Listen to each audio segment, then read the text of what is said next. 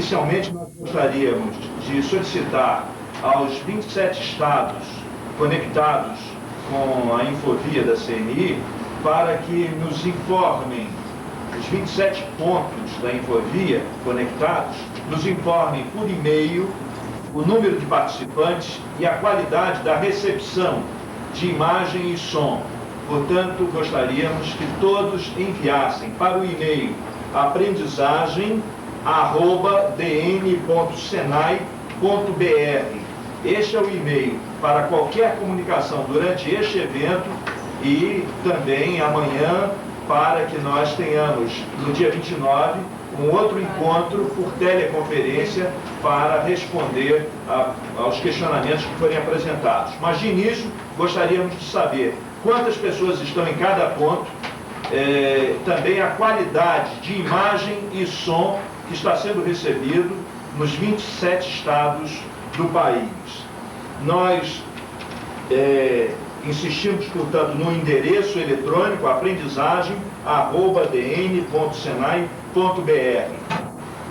Quanto ao que ocorrerá no dia, agora, nesta manhã, nós devolveremos a geração de som e imagem para o Rio Grande do Norte, quando ouviremos do professor Antônio Carlos Maranhão de Aguiar a informação sobre a contextualização do assunto que vamos tratar nesta manhã. Portanto, a partir de agora, passaremos a ouvir o professor Antônio Carlos Maranhão de Aguiar, diretor regional do Senai de Pernambuco. Bom dia, Alberto. Bom dia a todos que estão nos ouvindo e vendo nessa grande videoconferência que atinge os 27 estados do Brasil. Essa videoconferência foi uma sugestão tirada da reunião de diretores ocorrida em Brasília no dia seguinte ao da comemoração dos 60 anos de atividade do Senai, na semana atrasada, na quinta-feira da semana atrasada. E é uma videoconferência muito importante, porque visa estabelecer bases para uma proposta do Senai ao Ministério do Trabalho e do Emprego, ao MTE, sobre maneira de calcular a cota de aprendizes. A aprendizagem é a primeira obrigação regimental do Senai. A aprendizagem completa no Senai 60 anos de existência. E a aprendizagem tem que ser pensada em termos de preparação inicial para o mundo do trabalho. E é o mundo do trabalho do futuro. E isso leva a que a gente tenha cuidado em exercer com competência no futuro essa missão tão competentemente exercida no passado. Isso não significa retroagir, retroceder aos moldes do passado. Então, essa videoconferência nos leva a estabelecer bases para a formulação até o final do mês de setembro de uma proposta a ser encaminhada ao Ministério do Trabalho de um cálculo da cota de aprendizagem. Essa proposta tem que atender a alguns parâmetros fundamentais. Ela deve ser uma proposta útil à sociedade, em primeiro lugar, uma proposta útil aos jovens que vão se utilizar do mecanismo da aprendizagem, uma proposta útil ao mundo do trabalho e, finalmente, uma proposta útil ao desenvolvimento sustentável do país a partir do fortalecimento de sua atividade industrial. Então, o Senai tem essa responsabilidade.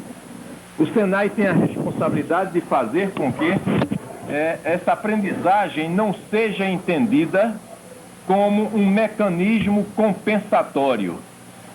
A aprendizagem é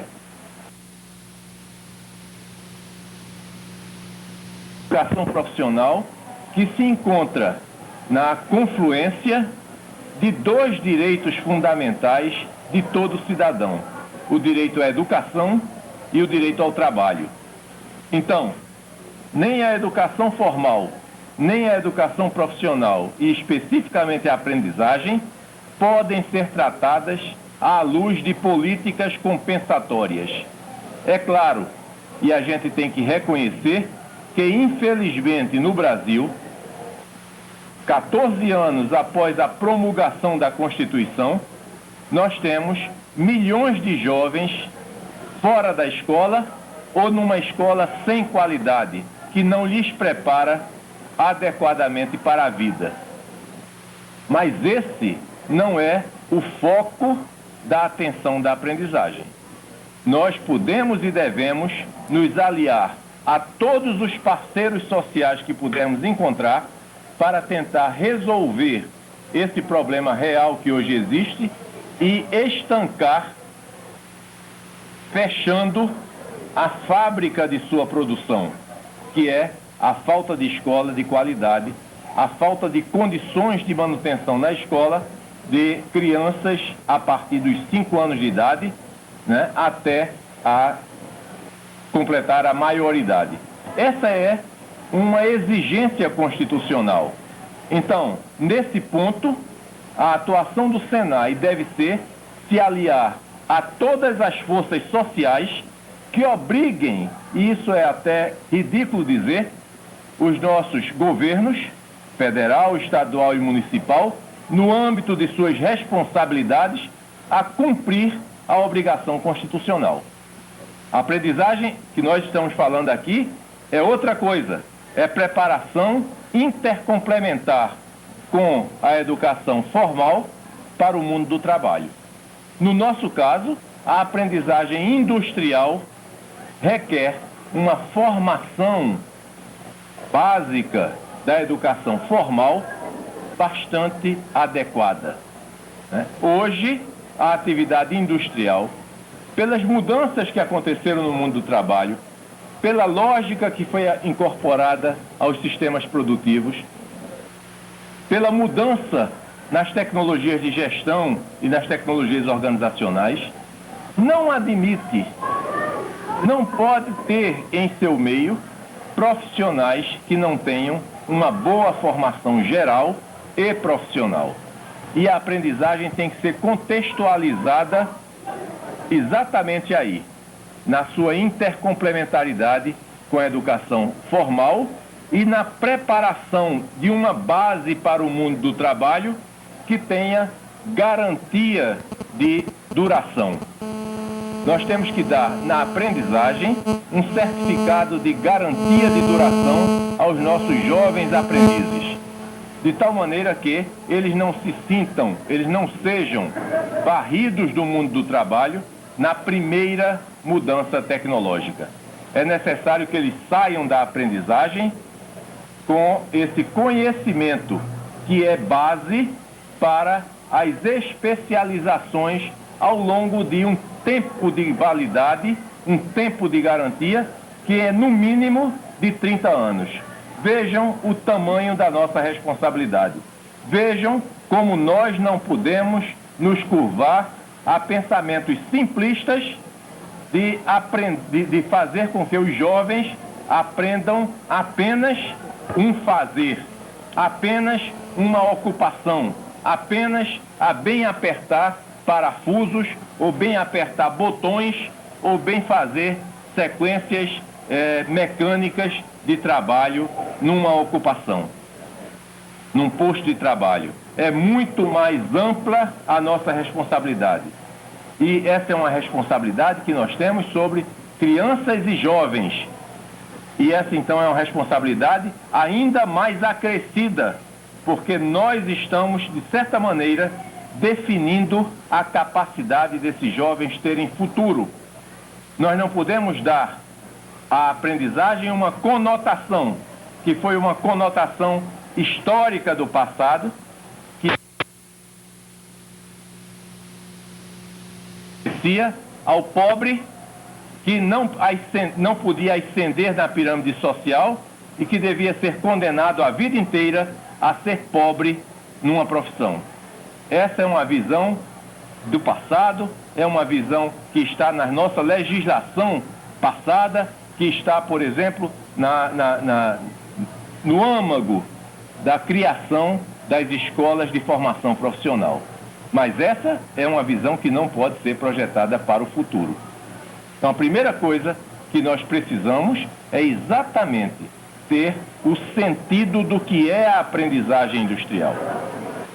Não pode ser um curso aligeirado. E aqui eu me valho da opinião de uma pessoa que nessa área está acima de suspeitas, Cláudio de Moura Castro, que diz que é necessário, no início da formação profissional, exatamente na aprendizagem, a se ter um curso longo e caro, para preparar uma base, para que ao longo da vida seja possível, através de cursos rápidos e baratos, se especializar e manter-se sempre atualizado. Muito bem, essa é a questão da base da aprendizagem. O que é que nós precisamos hoje, a partir de hoje, discutir nos 27 estados do país? Como nós vamos nos desincumbir? Como nós vamos proceder para preparar esses jovens no âmbito da nossa obrigação regimental?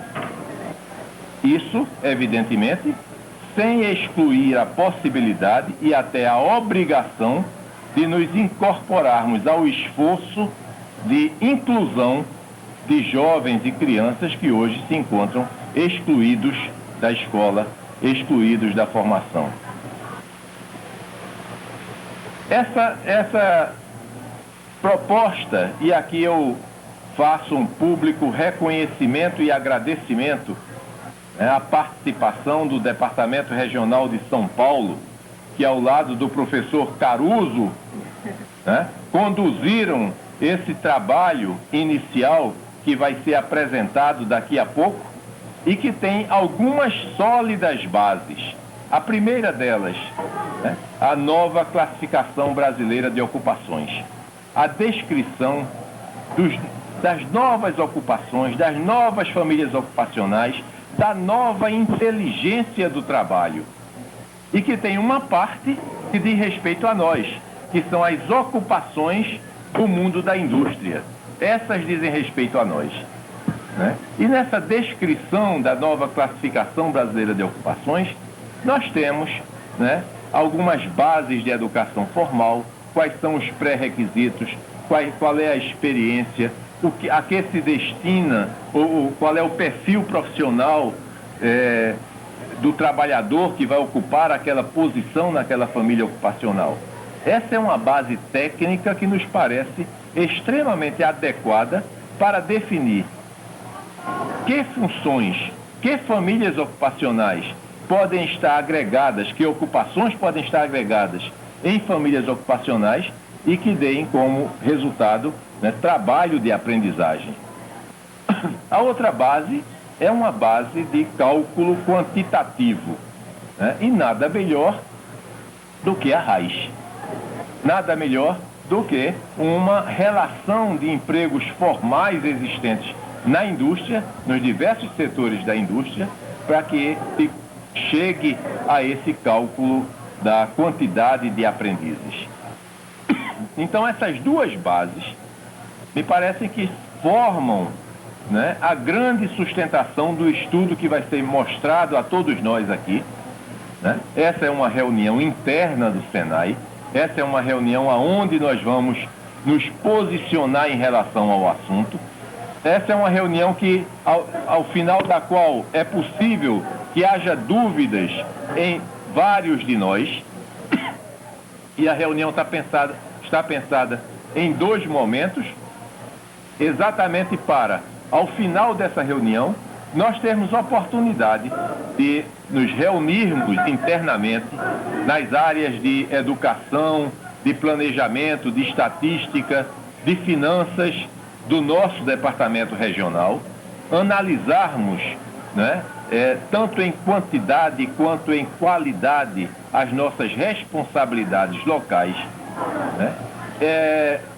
definirmos ou explicitarmos as nossas dúvidas, elaborarmos essas dúvidas através de e-mail, através de fax, através de telefone, através de qualquer meio de comunicação, para a equipe que está coordenando esse trabalho. E depois de amanhã, neste mesmo horário, teremos uma outra videoconferência, cujo foco será o Tira Dúvidas. Uma nova videoconferência mais interativa, né? Ou através das perguntas recebidas, ou através dos pontos onde a interatividade a tempo real vai ser possível, para que tiremos as nossas dúvidas. Um terceiro momento são as reuniões regionais.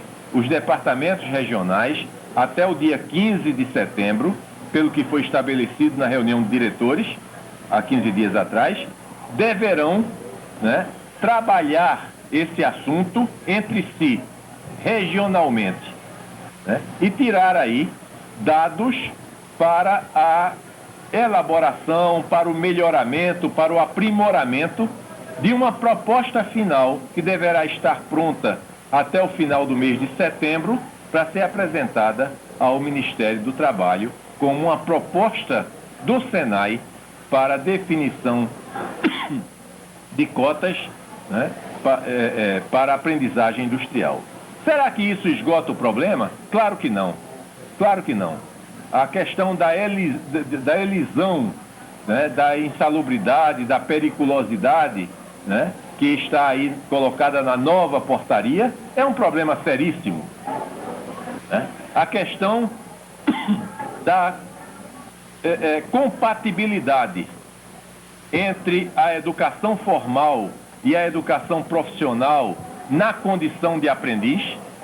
E aí eu queria colocar uma questão, acho que feita no nível básico da educação profissional ou feita no nível técnico da educação profissional, a aprendizagem é hoje uma qualificação profissional.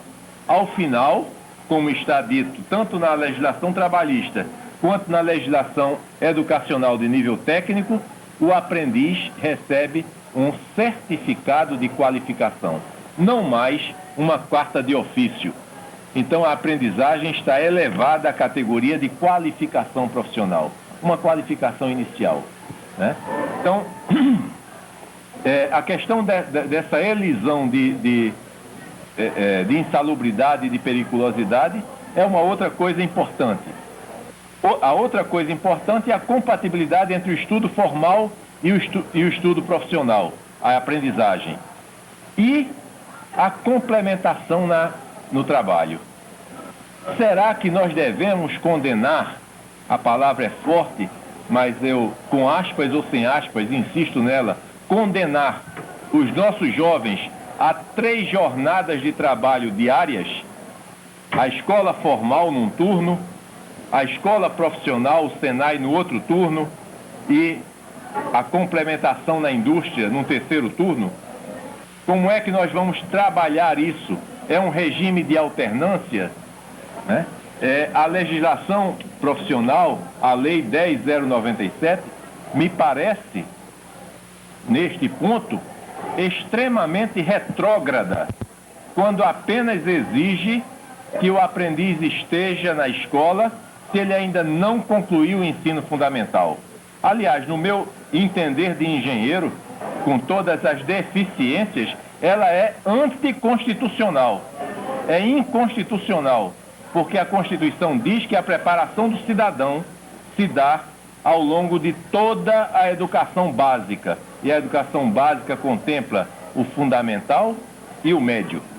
Aliás, está dito lá na Constituição, desde 1988, já em 88 era obrigatório que o Estado assegurasse condições de igualdade para o ensino fundamental. É necessário que a sociedade e nós cobremos isso.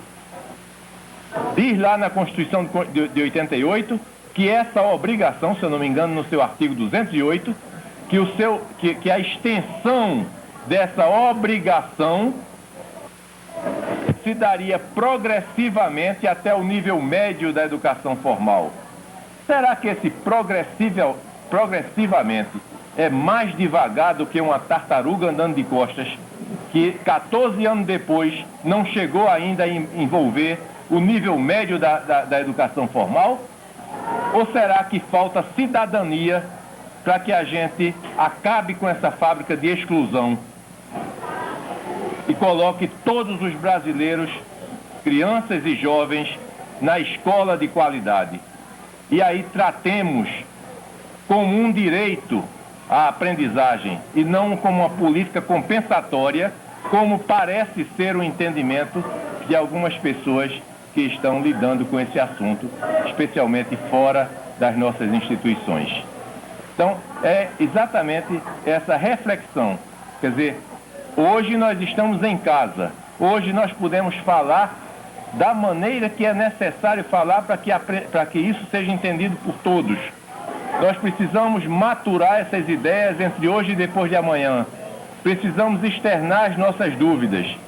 Precisamos formular regionalmente as nossas questões e as nossas propostas e formular nacionalmente uma base única de cálculo. E aqui eu queria terminar fazendo um alerta. Vamos ter paciência, vamos trabalhar com competência, vamos resistir aos apelos de fixação de cotas por critérios que não têm nenhuma sustentação e por pessoas que hoje não estão investidas da autoridade da fixação, seja ela Ministério Público, seja ela Delegacia Regional do Trabalho, seja ela quem for. Não há hoje quem possa apresentar uma certidão de autoridade para fixar cotas. Então vamos trabalhar para que isso aconteça, né, dentro da legalidade de um regime democrático. E é isso que nós queremos contribuir a partir dessa videoconferência. Bom dia e bom trabalho para todos. Volta o professor Alberto. Muito obrigado, professor Antônio Carlos Maranhão, pela clara, lúcida, competente e objetiva apresentação que fez ao início dos nossos trabalhos. Nós ouviremos agora o professor Nassim Walter Quieco, que vai falar a respeito das cotas de aprendizes nos termos das diretrizes que estão sendo implementadas e validadas em todos os departamentos regionais. Com a palavra, o professor Nassim, e logo imediatamente a professora Marilda Pimenta Melo tratará também deste assunto lá no Rio de Janeiro.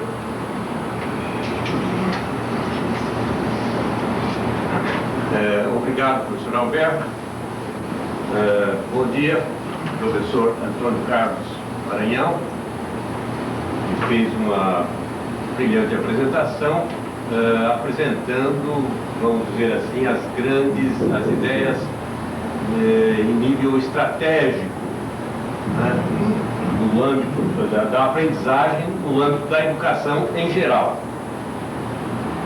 E bom dia a todos os colegas, né, que estão participando deste novo encontro que já vem se intensificando nas discussões sobre a aprendizagem. Bom, o propósito desta teleconferência é discutir, apresentar e aprofundar a questão definição de cota de aprendizes. A respeito disso, acho que é importante destacar o seguinte: essa é uma mudança, dentre outras, que já foram destacadas, inclusive objeto de um ofício do diretor-geral do Senai, logo após a edição da lei número 10.097, de 19 de dezembro de 2000, logo no início de 2001, o professor Martins expediu um ofício destacando as principais mudanças contidas nessa lei. Pois bem, aqueles 6 pontos constantes daquele ofício, não consta expressamente a questão da cota de aprendizes, porque essa é uma mudança que não está também explícita na lei. Ela é uma mudança que está, vamos dizer, subentendida. explico melhor isso. As pessoas, vamos dizer assim, mais experientes no Senai, não estou dizendo mais velhas nem mais antigas, se lembram que essa questão de cota de aprendizes era uma prerrogativa da própria instituição, ou seja, do Senai e também do Senac. Era o Senai que definia as cotas e comunicava ou notificava essas cotas às empresas. As pessoas experientes se lembram como é que isso era procedido, né? As áreas de cadastro e de pesquisa do Senai compareciam, os técnicos compareciam às empresas com as folhas de classificação, né? E eram definidas a partir da classificação das ocupações dos trabalhadores de cada estabelecimento, eram definidas as cotas. Pois bem, de acordo com a nova lei número 10.097, a aprendizagem não é mais exclusividade e tampouco monopólio do Senai. Isso se abriu, a lei abre possibilidade para que outras instituições também façam aprendizagem. E justamente por isso, a lei e as normas, as portarias, a instrução normativa que a regulamenta, definem que estabelecem que a definição de cotas é prerrogativa, é responsabilidade do poder público. Nós estamos agora diante de um problema. O poder público antes não fazia isso e agora passa a fazê-lo. Mas com base em quê? É preciso ter critérios, né? E isso está uma coisa um pouco, eu diria, um pouco confusa. Daí, portanto, a iniciativa oportuna e absolutamente legítima do Senai de realizar um estudo e apresentar uma proposta tecnicamente fundamentada e, como o professor Antônio Carlos já disse, fundamentada em elementos que estão à disposição do público em geral. A CBO, a nova Classificação Brasileira de Ocupações, e a RAIS. Mas isso são detalhes que, posteriormente, a professora Nilza vai detalhar melhor. Então, volto a insistir, trata-se de uma mudança, vamos dizer, chave, crucial, porque a definição de cotas é o ponto de partida, é o começo. Quer dizer, a partir das cotas é que a instituição vai mobilizar-se para o atendimento à demanda dos estabelecimentos, né? Eu acho que é importante assinalar na própria legislação os dispositivos que tratam das cotas, né? E eu pediria à professora Marilda, nossa colega, que tem trabalhado intensamente nessa questão no projeto Novos Rumos, né? E em assuntos relacionados à aprendizagem, que, se for possível, eu sei que ela está com alguma dificuldade, está um pouco afônica, mas se, sendo possível, que destacasse esses dispositivos e fizesse um breve comentário sobre eles. Com a palavra a professora Marilda, lá no Rio de Janeiro. Bom dia a todos. Eu estou muito satisfeita de estar aqui e já peço antecipadamente desculpa por estar um pouco afônica.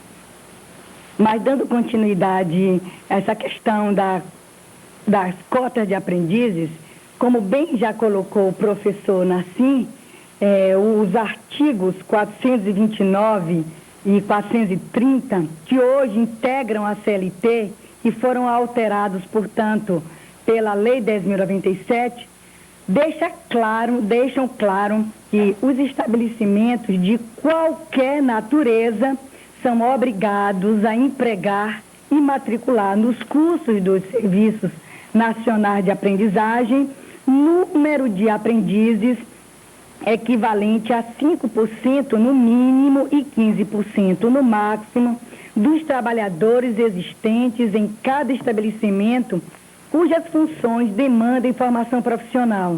Por que nós resgatamos esse artigo? porque até então este assunto era regulamentado tanto pela CLT como pelo decreto 4.481 de 42, que dava exclusividade aos estabelecimentos industriais, de transporte, de comunicação e de pesca. E desta forma, amplia para todos os estabelecimentos.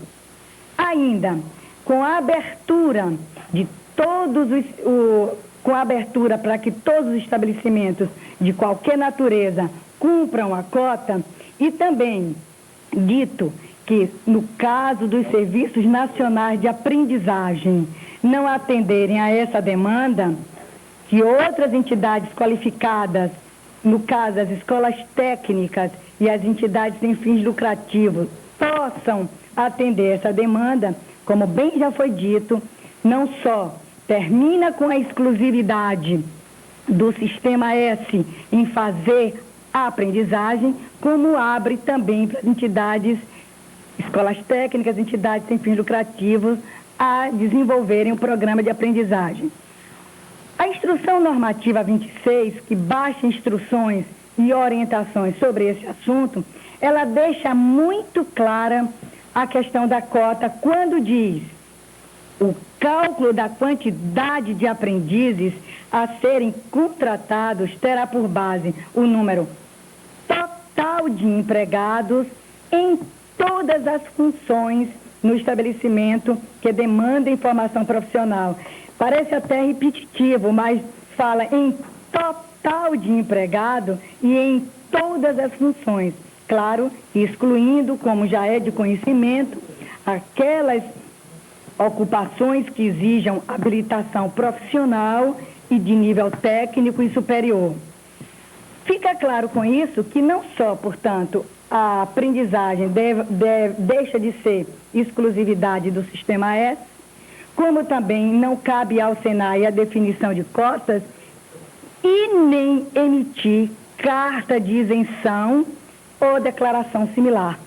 Portanto, essa questão da carta de isenção era possível numa época que a aprendizagem era exclusividade do Sistema S. Portanto, não cabe mais ao Senai emissão de carta de isenção, portanto, isentando as indústrias ou as empresas de cumprirem a questão de cota. Outra questão ainda que é importante revelar no que se refere às cotas de aprendizes, as diretrizes propostas e validadas no âmbito dos novos rumos, algumas estão ali ditas que deveriam ser motivo de estudo e aprofundamento por parte do Departamento Nacional para posterior entendimento com o Ministério do Trabalho e Emprego. A diretriz 15, 16 e 17 dos novos rumos da aprendizagem, essas merecem um estudo e aprofundamento e estão sendo estudadas para um efeito de discussão junto ao Ministério do Trabalho e às DRTs. E é com esse objetivo que, no âmbito do projeto Novos Rumos, começamos a estudá-las. Até porque nós também temos conhecimento que o Ministério do Trabalho e Emprego vem procedendo estudos nesse sentido e, dentro em breve, estará emitindo novos dispositivos e normas sobre o assunto. Eu acredito que nós estamos num bom momento, não só porque nós sabemos que temos que influir nesses dispositivos que estão aí para serem disponíveis para todos nós cumprirmos, como também no âmbito do projeto Novos Rumos, nas diretrizes 15, 16 e 17, estabelece um estudo no sentido de que negociemos com as empresas para cumprir a questão de cota. Não que o Senai hoje venha mais definir cotas, mas numa ação proativa de negociar com as empresas no que se refere ao cumprimento da sua responsabilidade social. Então, encerrando a nossa apresentação, nós gostaríamos de dizer que é um momento propício para estudarmos o assunto, não só porque o próprio Ministério vem dispor sobre os assuntos, como também no âmbito do projeto Novos Rumos, era a intenção de estarmos conversando com o Ministério sobre essa questão. E, portanto, passo agora a palavra ao Alberto para dar continuidade à questão da cota de aprendiz. Muito obrigado, professora Marilda. Neste momento, de acordo com a programação que temos elaborado, desde a reunião de diretores, nós passaremos a ouvir o professor Luiz Antônio Caruso. O professor Luiz Antônio Caruso é coordenador da Unidade de Gestão, Tendências e Prospecção do Departamento Nacional.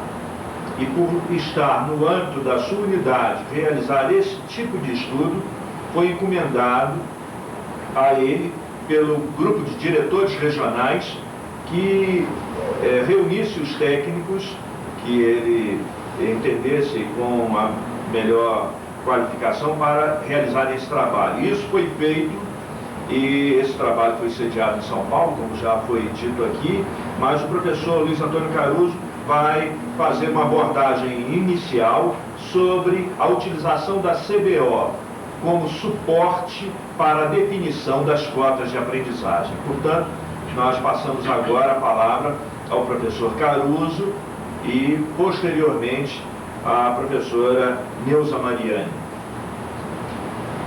Bem, obrigado, Alberto. Obrigado, professor Maranhão, colegas do Senai dos 27 estados. Bem, a nossa encomenda inicial, ela se deveu ao fato de que no texto legal, particularmente na Instrução Normativa 26, quando fala do cálculo da quantidade de aprendizes a serem contratados, ele terá por base, como falou a Marilda, o número de empregados em todas as funções existentes no estabelecimento que demandem formação profissional, excluindo-se aquelas que exijam habilitação de nível técnico ou superior. Bem, o que aconteceu recentemente, nesse passado muito próximo, foi que em muitas delegacias regionais do trabalho passaram a autuar as empresas porque estavam fixando cotas considerando os critérios os mais variados, né? Então, pegava o número total de empregados, excluía o número de técnicos e profissionais de nível superior e entendiam então que o restante, todo ele era passível de formação, o que demandasse informação profissional. Bem, é importante salientar que essa instrução normativa está absolutamente vinculada à lei, né, que altera a CLT nesse particular aspecto, e que, portanto, é a parte que trata especificamente da aprendizagem. Bom, a demanda surgiu, então, para que a GTF, Senai DN, apresentasse algum tipo de estudo que pudesse, com base na classificação brasileira de ocupações, dar alguma resposta ou algum subsídio para essa discussão. Evidentemente, o Senai, ele não, como bem falaram os colegas que nos precederam, nós já não temos mais essa responsabilidade, essa atribuição de estar fixando as cotas, mas nós pretendemos estabelecer um processo de discussão, de diálogo com o Ministério do Trabalho e com base no estudo, né? Pelo menos nós temos em mãos um estudo que consideramos que tenha todas as condições para estabelecer esse processo de discussão e chegarmos a ter parâmetros que sejam comuns a todos, né, e a todas as delegacias regionais, baseado em critérios aceitos, né, negociados com o Ministério do Trabalho. Nós recorremos então a Neuza Mariani, do Senai São Paulo. Assim que veio a demanda, a primeira pessoa que ocorreu de eu procurar foi a Neuza, que trabalhou na coordenação técnica do projeto da Classificação Brasileira de Ocupações, junto com a GTEP. Então, a Neuza ficou muito satisfeita, falando, olha, nós estamos exatamente agora tentando resolver esse problema, porque aqui em São Paulo as questões também estão aparecendo por parte da delegacia regional e nós gostaríamos de apresentar uma proposta para a delegacia para que ela pudesse ser discutida. Se isso for feito pelo Departamento Nacional em âmbito do Ministério, acreditamos que seja mais eficaz sob o ponto de vista da negociação. Bem, então, trabalhar com São Paulo, com o Senai São Paulo, particularmente com a Neuza Mariani, é sempre um prazer e as coisas acontecem muito facilmente. Vocês vão ver na exposição que ela vai fazer sobre todo o trabalho, os critérios que foram utilizados, que nós acreditamos, temos em mãos um instrumento bastante eficiente para a fixação de cotas e que preenche muitas dessas preocupações que o professor Antônio Carlos mencionou. Acreditamos que seja útil à sociedade, útil aos jovens, útil ao mundo do trabalho, ao desenvolvimento sustentável do país, particularmente no que se refere à indústria. São critérios que estão baseados hoje. Bom, então vou fazer uma introdução rápida da nova classificação brasileira para que todos possam se situar e eu volto a essa discussão dos critérios que foram escolhidos. As classificações de ocupações, elas existem já há muito tempo. No Brasil, a nossa já tem mais de 20 anos e veio sofrendo pequenas alterações e pequenos ajustes, o último deles em 94. Só que, como aconteceu na década de 90, uma reestruturação produtiva muito intensa, muitas novas ocupações surgiram, outras ocupações deixaram de existir, transformações pequenas foram ocorrendo no âmbito das ocupações, as empresas passaram a organizar o seu trabalho em equipe, apareceu a multifunção, a polivalência. Todos esses elementos fizeram com que, não só no Brasil, em outros países do mundo também, ocorreu um fenômeno muito semelhante ao nosso. Tivemos que reestruturar a classificação brasileira de ocupações para que se adequasse à nova realidade produtiva, para que pudesse expressar melhor o que estava ocorrendo no mercado de trabalho. A classificação de ocupações ela tem que ser um instrumento útil para todos os agentes que estão no mercado de trabalho poderem se posicionar. É uma grande referência, é um marco, não é isso? Referencial para trabalhadores, empresas, governos e outros agentes, instituições de formação profissional, evidentemente, se posicionarem face ao mercado de trabalho. Então, fizemos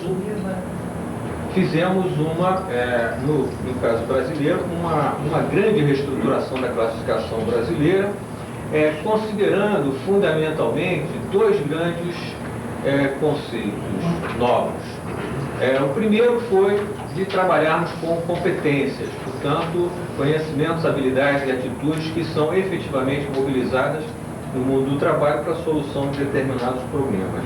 E o segundo, que se refere à construção da família ocupacional.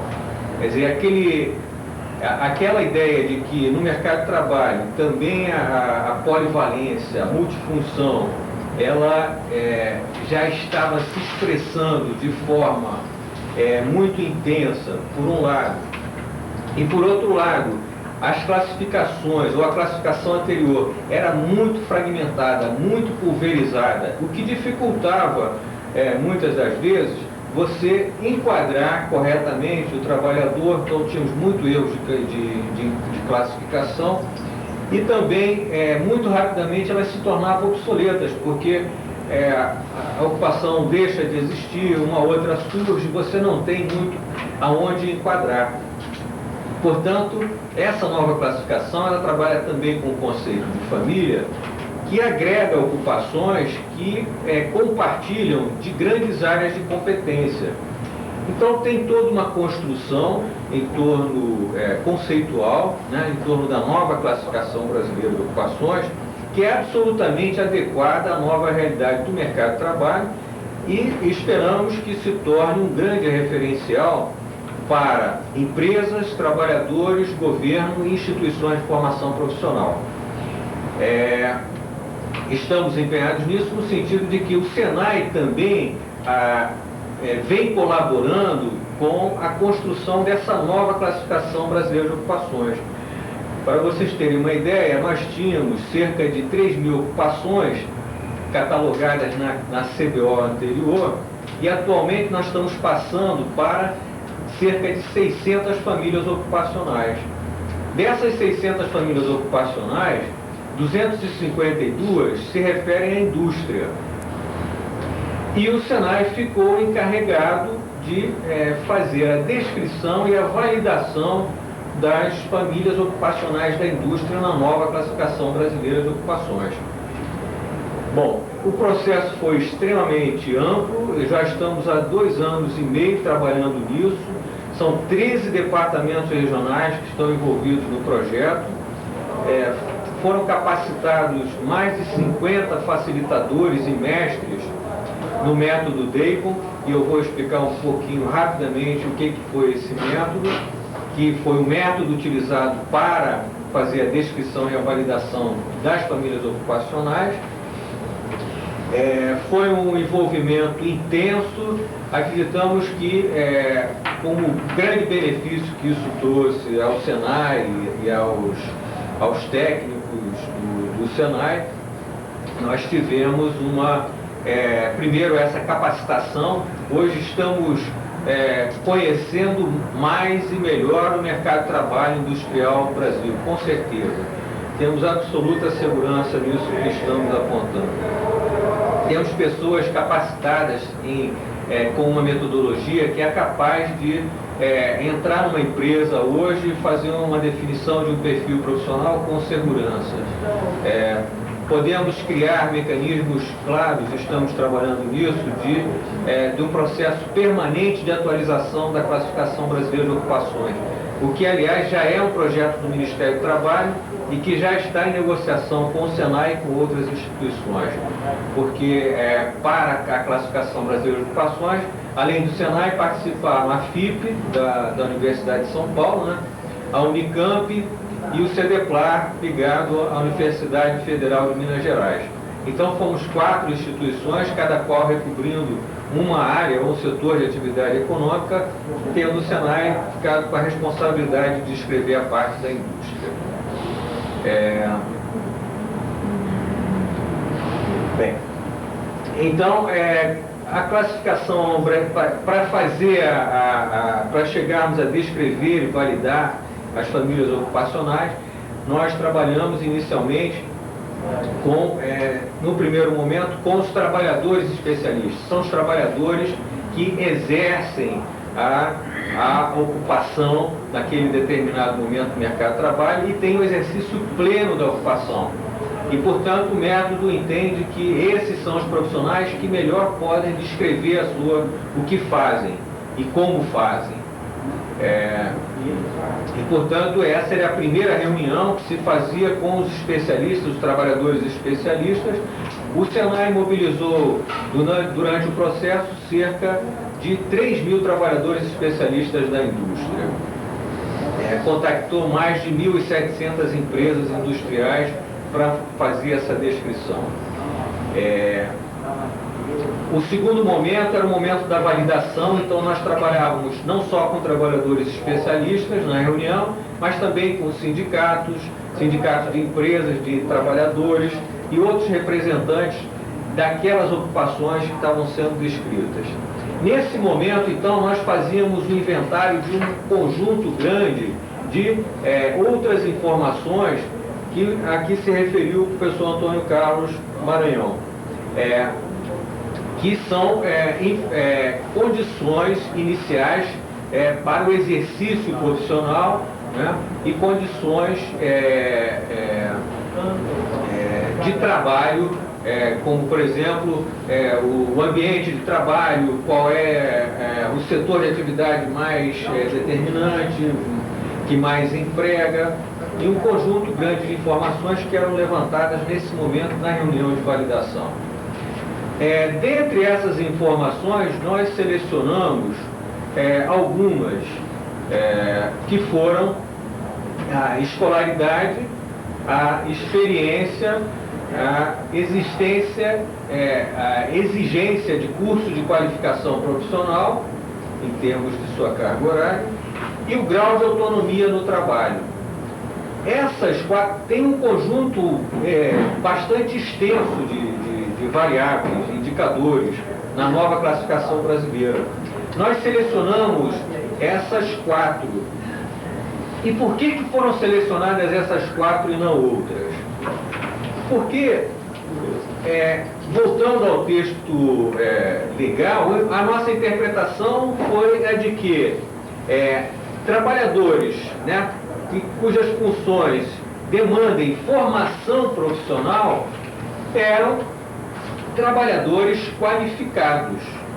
Então, essa foi a interpretação que nós discutimos muito, eu e Neuza, e fizemos a seleção dessas variáveis também considerando outras experiências. Por exemplo, as classificações internacionais, elas consideram muito a escolaridade como indicador dos níveis de qualificação. Praticamente, e a nossa classificação também contém isso. Em todas as classificações, o nível de escolaridade acaba permeando os níveis de qualificação, nível superior, técnico, nível básico, hoje, de acordo com a nova LTB. Mas isso também é entendido como nível de qualificação dos trabalhadores, que são classificados nas diferentes ocupações da classificação. A mesma questão ocorre com o grau de autonomia no trabalho. Portanto, a classificação, por exemplo, britânica, ela é muito clara nos seus 5 níveis de chamar de competência. A classificação da Colômbia faz a mesma coisa e muitas outras classificações, australiana, canadense, adotam o grau de autonomia do trabalho como um indicador muito forte da qualificação dos trabalhadores. Ou seja, quanto menos supervisão no trabalho, mais qualificado é esse profissional no exercício da sua profissão. Os cursos a existência de cursos de qualificação profissional também tradicionalmente foram considerados, e nós incorporamos isso como critério para a indicação do nível de qualificação dos trabalhadores, e a experiência profissional, que cada vez mais hoje entendemos, ela passa a ser um importante indicador da qualificação. As organizações chamadas qualificantes, em que a inovação é permanente, em que o aprendizado é constante, quanto mais se passa, quanto mais experiência tem o trabalhador no posto e na empresa, mais qualificado ele tende a ser.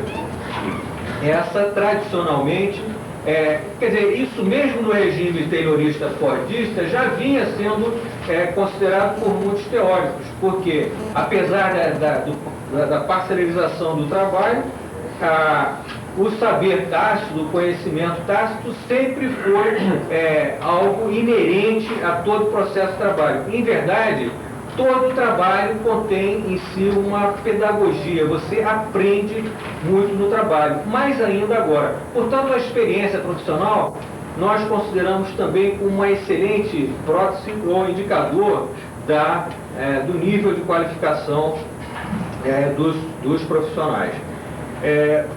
Portanto, a vantagem em termos... entendemos que existe um conjunto de vantagens quando da escolha da classificação brasileira de ocupações para fixação de cotas. Ela tem, primeiro, a cobertura de todo o mercado. Ela Então, portanto, o Ministério do Trabalho pode usar esse instrumento para indústria, comércio, agricultura, serviço, etc. Todos os agentes têm acesso, todos. Não é? Além do mais, boa parte das bases de estatísticas oficiais, elas são geradas tendo como referência a classificação brasileira de ocupações. O professor Maranhão se referiu claramente à RAIS, que cuida do mercado formal, e é com base nela, inclusive, que a gente vai fazer um exercício da fixação das cotas, mas as pesquisas domiciliares que o IBGE vem conduzindo agora já estão utilizando a nova classificação brasileira de ocupações como referência. Portanto, temos esse elemento, né, da quantificação, portanto, dos empregos em cada ocupação, como seria necessário para efeito da fixação das cotas. E por último, nós entendemos, e assim o Ministério já vem trabalhando, pelo menos no que se refere a esse dado qualitativo da classificação, com um processo de atualização permanente. Não é? O Ministério do Trabalho está empenhado em cumprir agora com esse objetivo, já está conversando com as instituições, como eu mencionei inicialmente, e a intenção é de que seja criado um pool de instituições que permanentemente mantenham a nova classificação brasileira de ocupações atualizada. O que vai ser muito bom para efeito de fixação de cotas, evidentemente, que vamos ter um instrumento mais adequado à realidade do mercado de trabalho. E como a RAIS vai ser a nossa base para a fixação do ponto de vista quantitativo, não do enquadramento, nós também teríamos informações atualizadas permanentemente sobre esse ano. Portanto, eu paro aqui essa introdução. Não sei se eu me estendi muito, mas eu queria só dar um panorama para os colegas, né, da adequação, da utilização da classificação. Nós estamos entendendo que isso realmente seja um instrumento extremamente eficaz nessa negociação que esperamos que ocorra rapidamente com o Ministério do Trabalho, para que a gente possa ter uma uniformidade no entendimento com relação à fixação de cotas. Então, do ponto de vista do Senai, nós estamos entendendo que se trata de uma contribuição para esse debate, e essa contribuição ela somente ocorreu porque o Senai São Paulo disponibilizou a Neuza Mariani para fazer o estudo. Então, não vou dizer que a culpa toda é dela, mas os méritos certamente dos resultados são da Neuza Mariani do Senai São Paulo. Obrigado a todos e a todas. Professor Alberto. Bem, nós gostaríamos de registrar que já recebemos informações de vários estados, um grande número de participantes, não só profissionais da área de educação, como também advogados do Senai, assessores jurídicos. Um dos estados, por exemplo, reúne lá 4 advogados do sistema da indústria, o estado do Rio Grande do Sul. Em vários outros estados também grande número de pessoas. São Paulo com 26 pessoas, Rio de Janeiro com 6 pessoas, Sergipe com 9, Rio Grande do Sul 6, Tocantins 13, Distrito Federal 13, Amapá 8, Maranhão 9. E recebemos também uma informação de que há uma portaria muito recente do senhor Ministro do Trabalho, portaria número 700, designando uma comissão para fazer um estudo também a respeito da base de cálculo das cotas de aprendizagem. Portanto, nós percebemos que, mais uma vez, o Senai se antecipa e já tem, de forma bastante adiantada, essa proposta para reflexão, para discussão, para aperfeiçoamento e para podermos, então, dialogar com o Ministério do Trabalho, que está tratando deste mesmo assunto com uma comissão formada por técnicos das diversas secretarias daquele Ministério. Mas nós agora vamos então ouvir a professora Neuza Mariani, que é assessora da diretoria técnica do Departamento Regional de São Paulo, que coordenou esse estudo que será objeto da nossa reflexão a partir deste momento. Com a palavra a professora Neuza Mariani. Bom dia a todos. Eu queria inicialmente agradecer as palavras do Caruso e dizer que o trabalho que vai ser apresentado aqui, na verdade, ele foi compartilhado por um grupo da diretoria técnica do Senai, que estudava o assunto da aprendizagem industrial, e, posteriormente, um trabalho